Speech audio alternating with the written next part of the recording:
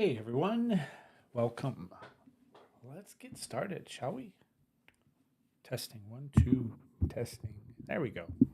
All right. Hey everyone, here it is Jeremy, and we are set to do some work today. I have got some coding to take care of today. I want to put together a progress bar for my upcoming Claris Engage presentation. So I thought I would just do it here so that you can see this progress, whether you're watching now or you're watching at a later time. Let me fix one thing here. Hold on. Let's put a border on that. Let's do that yellow. There we go.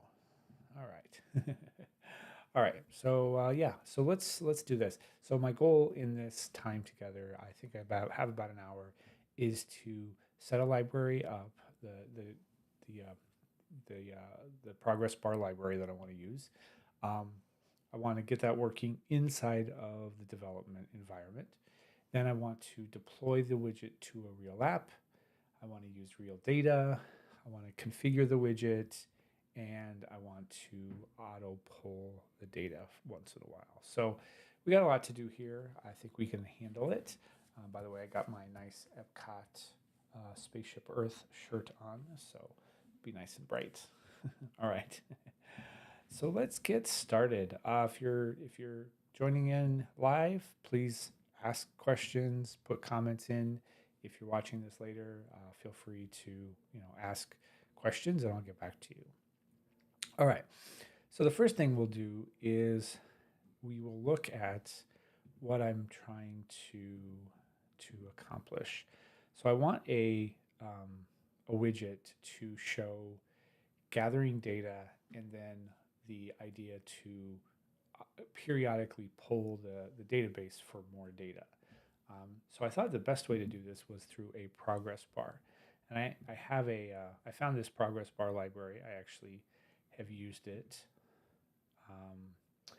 I actually haven't used it, but I've studied it. So this is about what it would look like. Let's see if we can pull up an example here. Pull up an example. And you know what? While I'm doing that, I'm going to do this and this. And I'm going to come over here and I will do that. So I think actually, is that it? That might be. I'm not sure. Let's find one that works. So here's an interesting version of it. It's a circle that's just very minimal. File upload. Let's see what that looks like. We won't look at the code. We'll look at the example. All right. I'm not sure I want to upload anything right now. And how about password strength? Let's take a look at that. If I type in a password, I'm seeing over here on the side that it's not very strong. So this actually has a lot of good uses, but I'm just going to use it for a basic progress to show progress. So I'm going to get started. The things that I look for when I am trying to put together a library is how it is installed and then how is it accessed. So here are two of the three parts that I'm looking at. Number one, how is it installed? It gives me some directions on how to install it. If it includes these first two, then I'm going to probably use this library. If it just includes the last one here where you have to download all the files and then put them into your system, I'm not going to use that as much because there are better ways to install libraries, and these are the ways. Once I've installed it, I want to look for how it's accessed. This is giving me a good way to access the library, so I'll go with that. And then, the other thing I wanted to look at was the modules, the options. So I'm trying to find the options. Where are the options? Here they are. General. So this, as I'm looking through this, I'm seeing that I have a lot of nice options. I can change the color, the stroke width, the trail width, the text. And so that's just some bare basics. Looks like it's got three shapes out of the box. It's got a line, a circle, and a semicircle. So I'm basically just looking at the options to see what's available. so that I can use them, because that's where when I know I need to use a library or I can use it. So I think this will work. I've looked at the installing, the loading module, and the options. So hey, if you're just joining us, please say hi, put a comment in so I can see you, and let me know you're here. And thanks for joining, by the way. All right, so let's do some installing. I'm going to go over to VS Code. Let's do one thing here. Boom. Go over to VS Code. And I'm just going to use VS Code as my... There we go. There I am. All right, I'll put myself in there. I'm going to use VS Code as the place where I do everything. So it'll be in here. Got this here. There we go. All right. So the first thing I'm going to do is set up a development environment. And the way I do that is I'll open up the terminal at the bottom here and make it big so you can see it. Make it tall too. I'll just type in the command to start up a module. It would be, let's see, it's npx at integrating magic. Create JS in FM widget. Okay. And this is downloading a bunch of stuff. I'm going to give this a name. I'm going to give this called progress bar 2. I'm just going to put 2 because I think I already have an old version of this, of a progress bar. And I forget what V2 is. I'm just going to use JS. That's fine. Name of the file. For now, it's going to be the target file, the file inside of the development environment, but we'll change that. And I want to install it. All right. So it's doing its install process. It's setting up a instance of the template that I use all the time to create a space for me to do this work. Okay, so I can just start coding, it says. So I'm going to cd into that folder where the repository is, and then just open it up here in VS Code. All right, so let's do that, and I got to do this here. 1 second. Boom. Okay, there we go. All right, so now we've got it set up here. We've got the development environment set up, and the development environment comes with everything we need to get started, including a FileMaker file. The FileMaker file, I'll show you what it looks like here. The FileMaker file and the development environment look like this together. So let's open this up.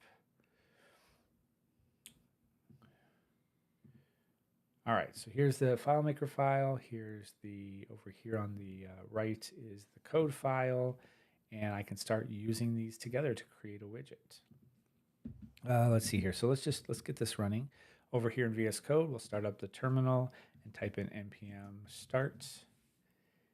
And then over here in FileMaker, we will come and load this widget. And now we are pretty much set.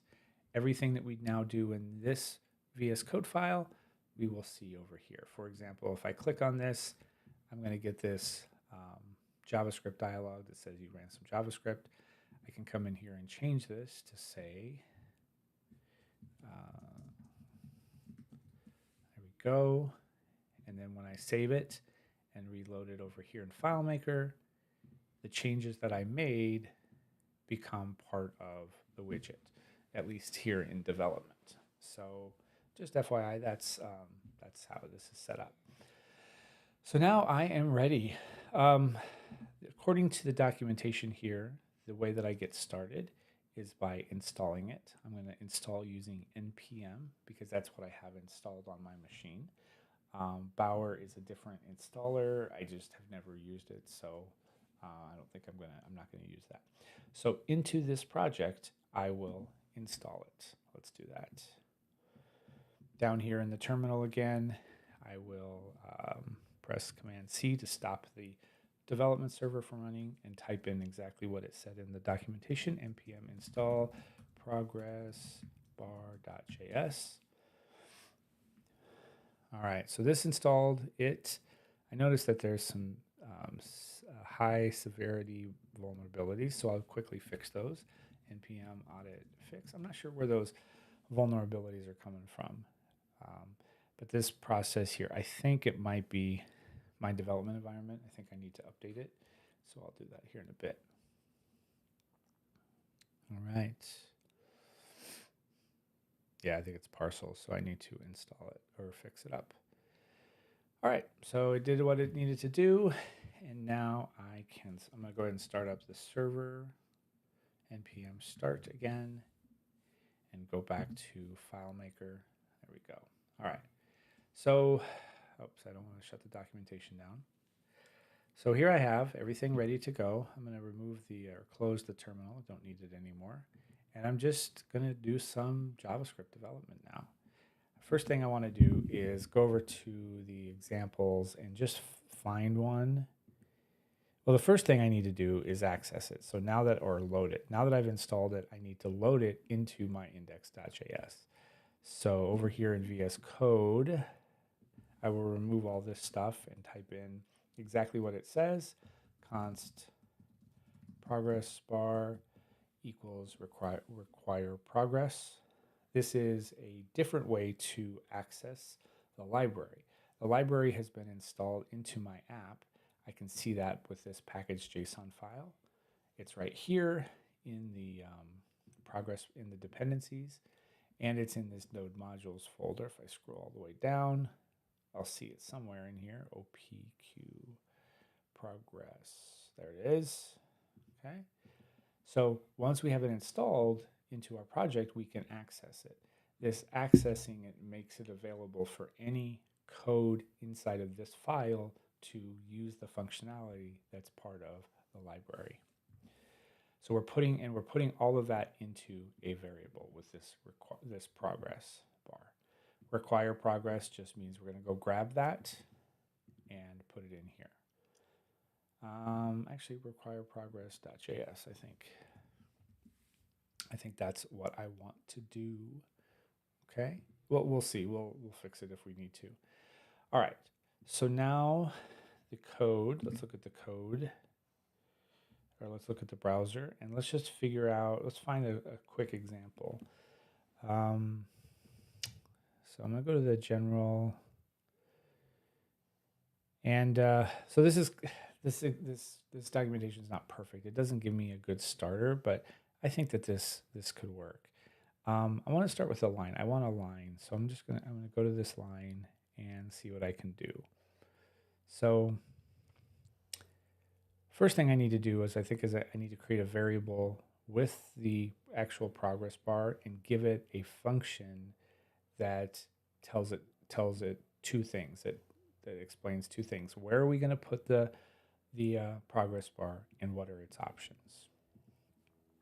All right, so let's do that. Actually, welcome everybody. Let's do one more of these. Hold on, I'm going to do this, and then I'm going to copy this right here. Give me a second. I'm going to get prepared here. Boom. I'm going to put the code up there as well.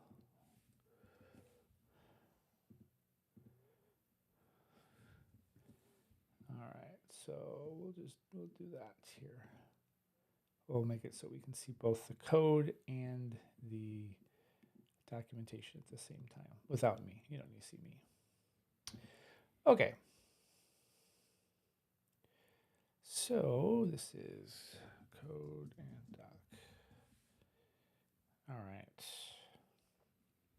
So now that we have the documentation, let's start using it. I'm just going to create a quick const progress line. We'll just call it bar equals new progress bar. We're going to access that the function, the library that's written inside of that variable. We're going to give it two options. We're going to tell it to put it in a progress into a div where the ID is progress bar, and we're going to give it some options. Okay, I'm going to go over to my index.html. Index.html.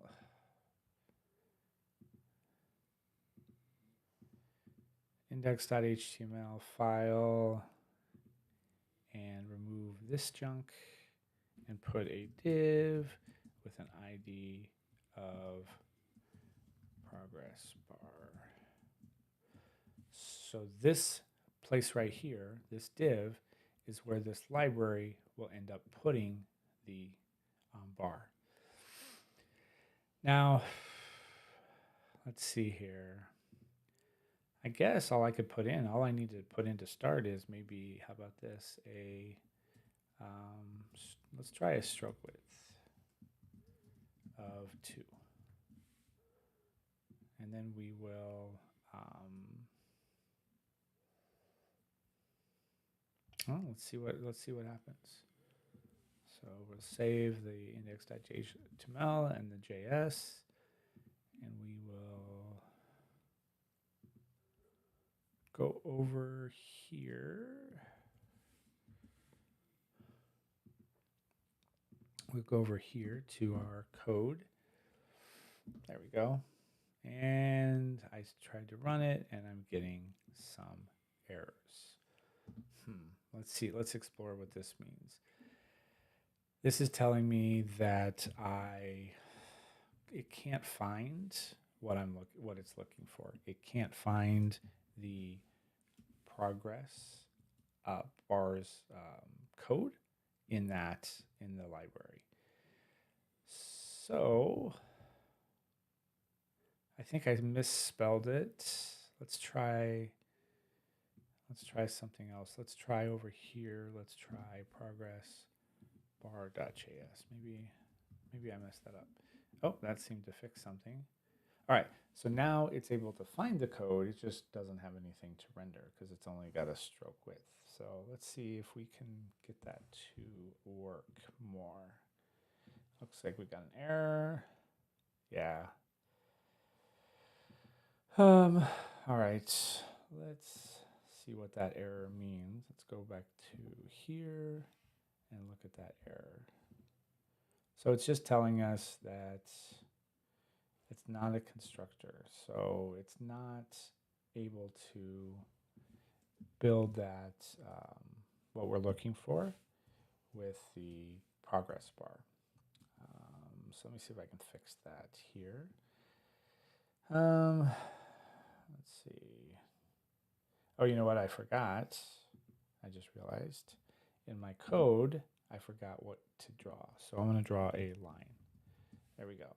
So now I'm accessing the library progress bar, and I'm accessing the function line, which needs 2 things. It needs the place to put the line, and then, some details about it.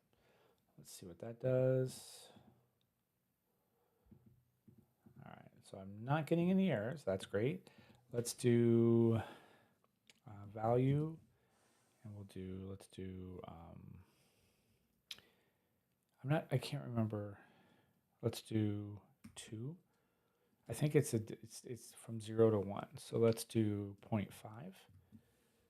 See what that does. All right.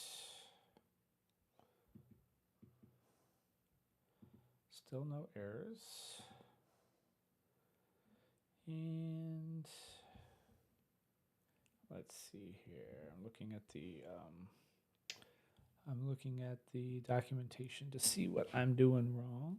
I could just copy all this. Let's see. So I need a container, and I could just easily do that.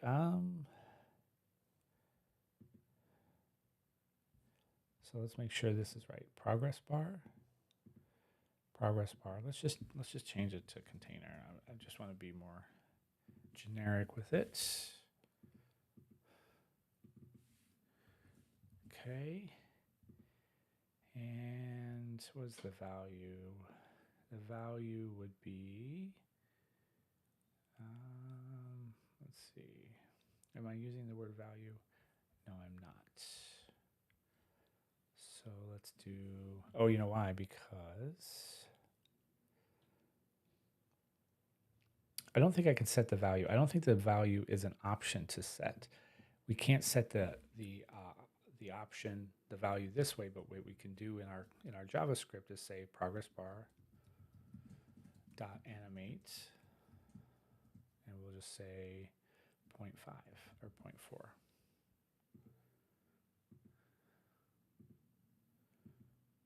All right.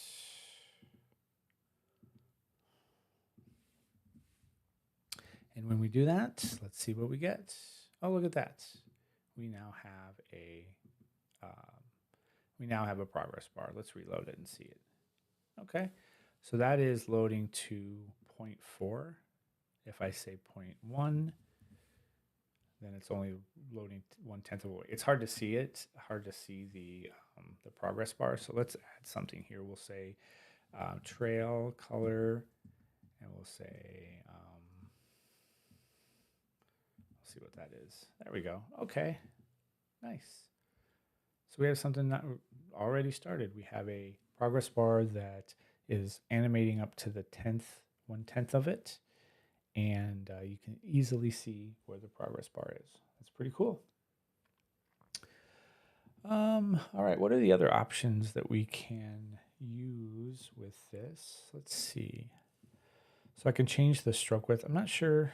The stroke width might not really be anything if it's a line, but let's see what that does. If I change that to 5, what is that going to do? Oh yeah, it does. Okay, so it does determine how tall it will be. If I just say 1, then it's pretty nice and thin, but I could get 10. There we go. Okay, so the stroke width is how wide it is. I think this may look awful, but if I were to change this to circle, then yeah, I get a circle that is 10 pixel. No, it's not 10. It's just a width of 10. So I'm gonna go back to the line, but all right.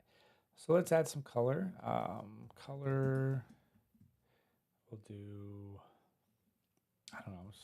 I don't think this will work. Yep, it doesn't like, oh, there we go.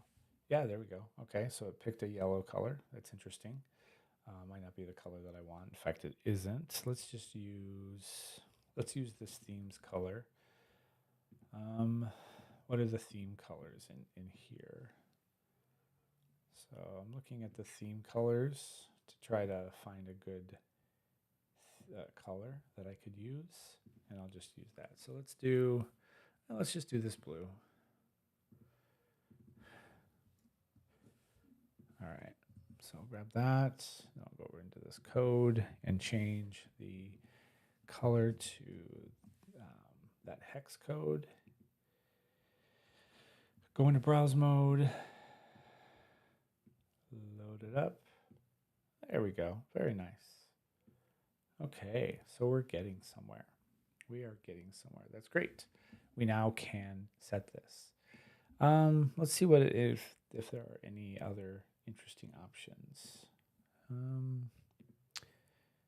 Trail width, I could change the trail width. Let's see what that looks like. Just update it. So if my stroke width is 10, maybe I want this to be 8.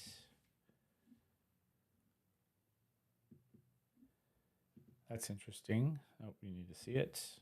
That's interesting. I could have it actually smaller. So if I animated this all up to 8, that's what it looks like. Or I could say, this is 12. Does that work? Maybe that doesn't work.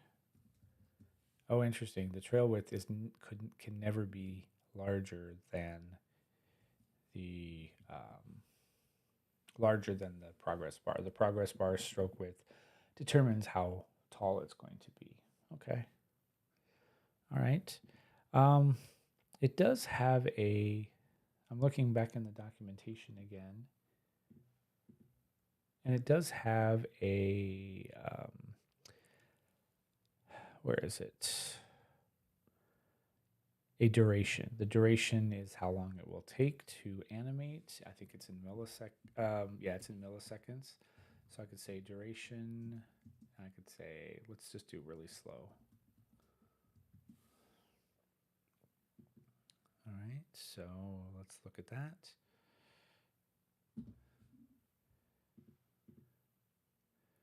Okay, so it's animating very slowly, up to 5 seconds. And the easing, there's an ease property, easing.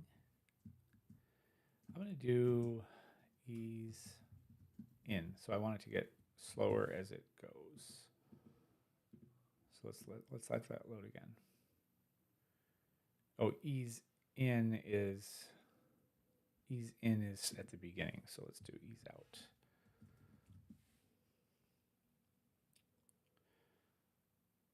Okay, I like that. Let's change this to a little bit slower. All right, so there we go. We've got some good stuff here.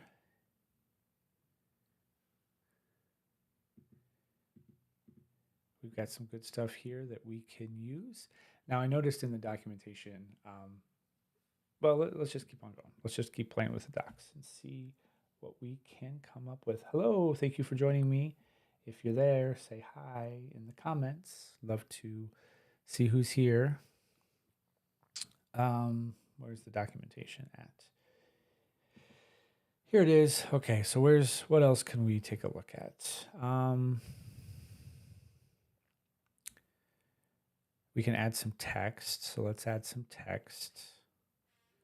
This is one of those where we just describe it in the options, and then we actually have to set it. So let's do that. Text, let's see what Copilot tells us to do. I'm just going to try that, see what that is, and then add a progress bar dot, what is it? Progress bar dot set text, and we'll just say 80%. So let's look and see what that looks like. Oh, so there's the 80%. So it looks like it's hard coded as 80%. It doesn't, the numbers don't change there, but I guess that's not a problem. Okay, interesting.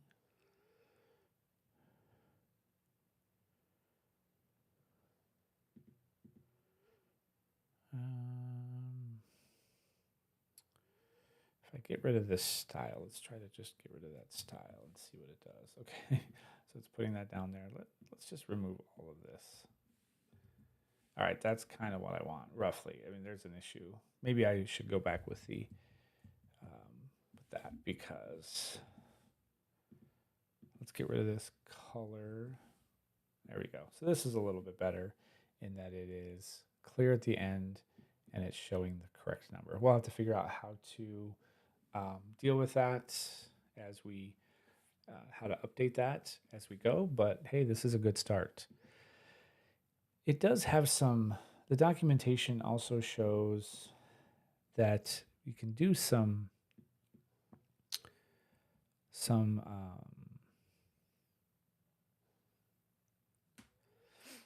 we can do some coloring from to.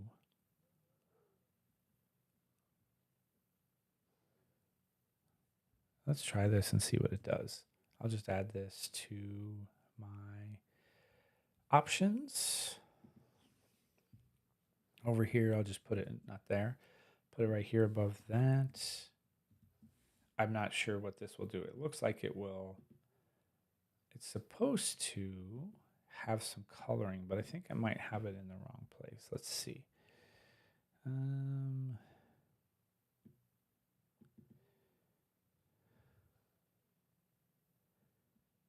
Yeah, I don't know. Maybe I need this. I don't know. I'm not worried about for now an easing. I'm just, or a color gradient. I'm just going to stick with this. So let's see. What else? What else do we need? I think we're going to stop there and just go with this as our start. So we can come in here, of course, and change this to be anything we want. We can say 0.4 and then upgrade this to 40%. Okay, so that's that. Now, of course, we got to get this into FileMaker. We got to deal with this in FileMaker. So let's move into that. So all of this is going to, is setting, before we do that though, let's look at the code and make sure we understand it. We start over here by importing or accessing the JavaScript library that we want to run. Then we create a variable here that describes the progress bar. It tells us that it has to be a line. It tells the JavaScript where we're going to put it, and then it gives it some options. All right, I'm going to, before I move on, I'm going to remove these options from here. I'm going to remove these options, maybe. It's hard to do with this, let's do this. All right, so here are the options, and I'll just get rid of them. I'm going to put them into a variable called options, and then do const options equals, there we go. So now I have my options. My options.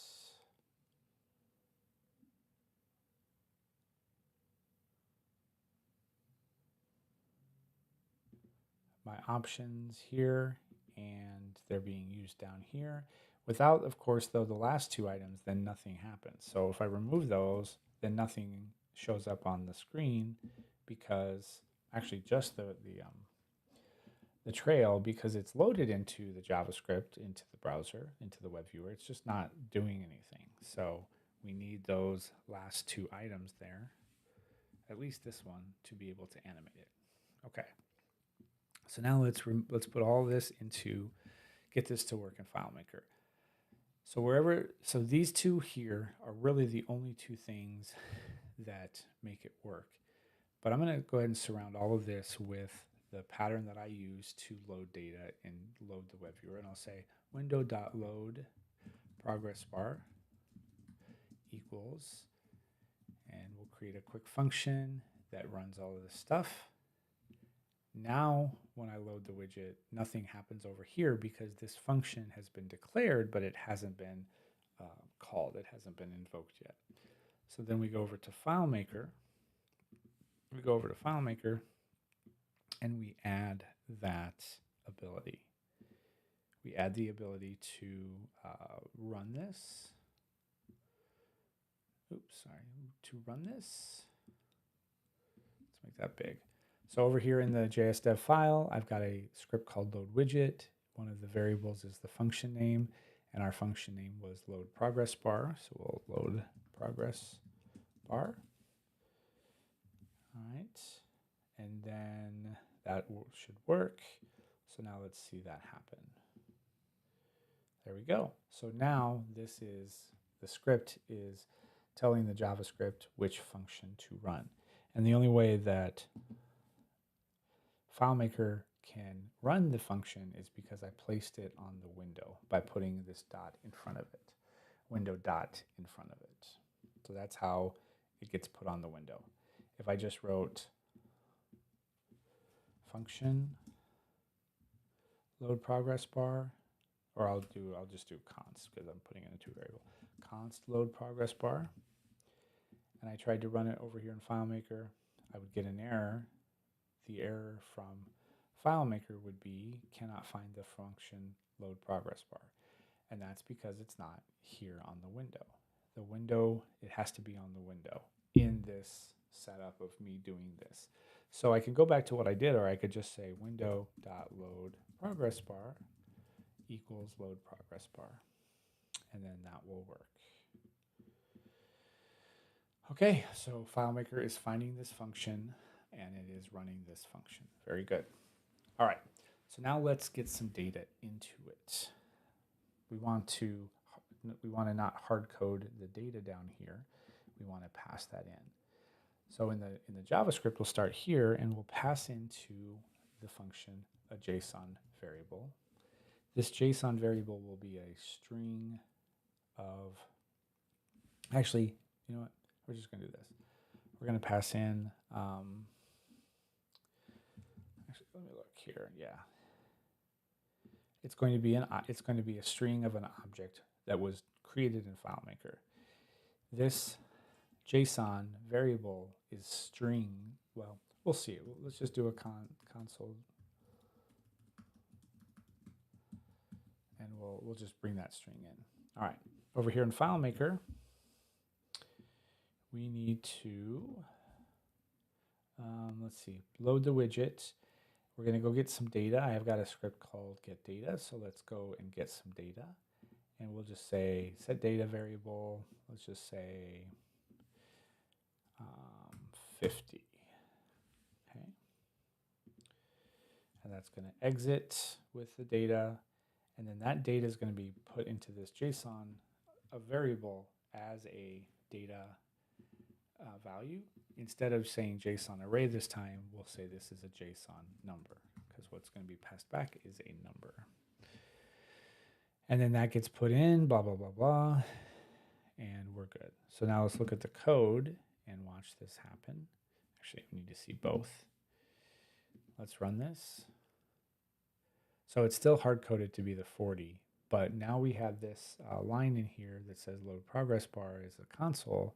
So if we right-click on the web viewer, open it up, we will see that we've got a load progress bar with a data of 50. Now this is a string, even though we created it using the JSON set element items, this is just a string. So over here in the code, we need to stringify it. We need to prepare it for JavaScript. So the easiest way, and the way that I do all the time, is to say const object equals json.parseJSON. And we'll just look at that. Let's run it. And here's what we get. So we have the string version of it, and then we have the JavaScript object version of it. And now I can use that number in my JavaScript below. Problem is that it's it's 50 and it should be 0.5. So let's update that. We'll say const progress value equals object dot.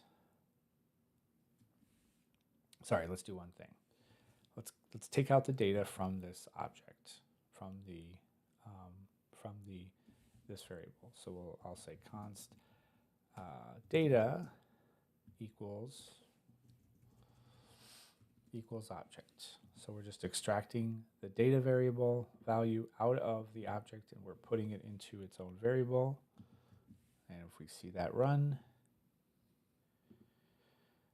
we can certainly see that the 50 is taken out. And then I will do const progress value equals data divided by 50 by 100. Okay. And then we'll use that number down here. Boom. And we'll use that. We're not going to use the progress value. We're going to use the data point and say data plus %. That will just put a % sign at the end. So let's see what that looks like. There we go. It's at 50%. If I go into my data and I say, 10,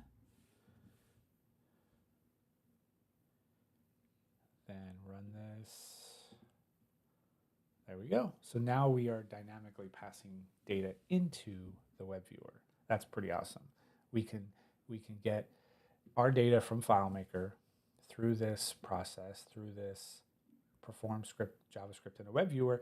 We can get that into the JavaScript, and the JavaScript will use that value. The JavaScript will use that value right here and push it into and animate it. I like that. I like that a lot, because this gives me a lot of flexibility now to be able to set this to anything. And of course, then the goal would be to use this get data script to go get the data from anywhere and to return a number. I'm going to take a look at something. No, I don't have it. So I have in, if you'll indulge me for a minute, I have in, I'm going to look up something on my computer. What am I looking for? I am looking for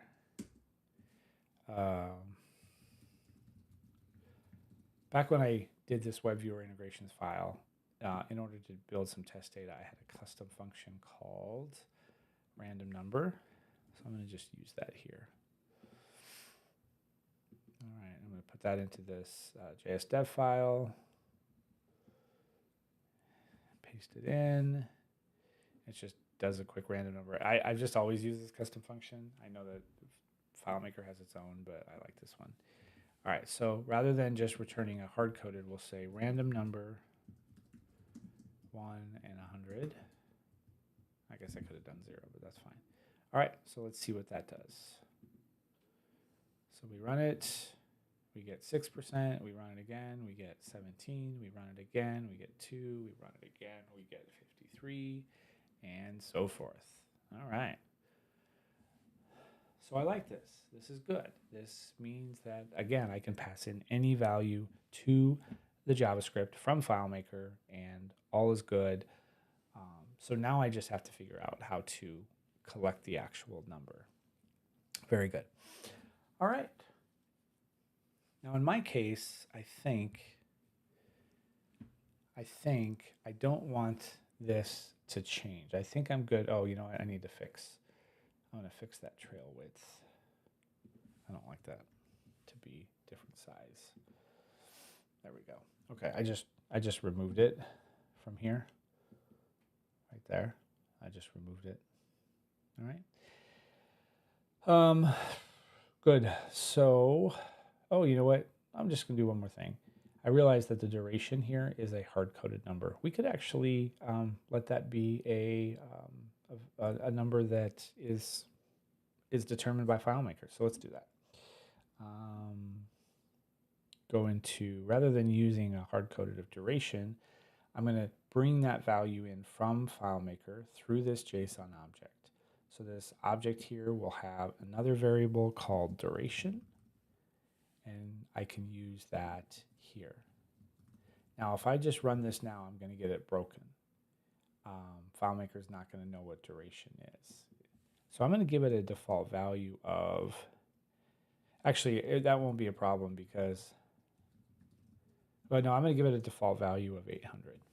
800 is the library's default, so I'm going to use that. So now when I run this in FileMaker, I just get it because I'm not actually passing in a value from FileMaker into the web viewer, but I'm going to do that right now. So up here in my get data script, I'm going to update this to say, let's see. Actually, I'll just go here to the load widget and I'll say JSON set element. We're going to duplicate that script, give it another, or give it the same variable. We're going to call this duration. And let's just do this. Let's just do random number between, let's do 100 and 5,000. So that's between 1/10 of a second and 5 seconds. So now this duration property is going to be passed into the JSON, and that's going to be sent into from FileMaker into the code here, and it's going to be pulled out right here and then used. So let's watch that.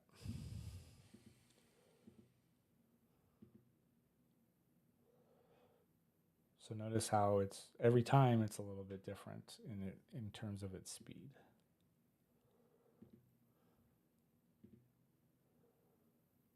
It's hard to tell, especially because it's such a. Let's do this. Let's update this to be. I don't need between. I'm trying to get a. Let's just do between 1,000 and 5,000. Let's do this. Here, hold on. I'm gonna just. All I want is the. It's fine. It's fine.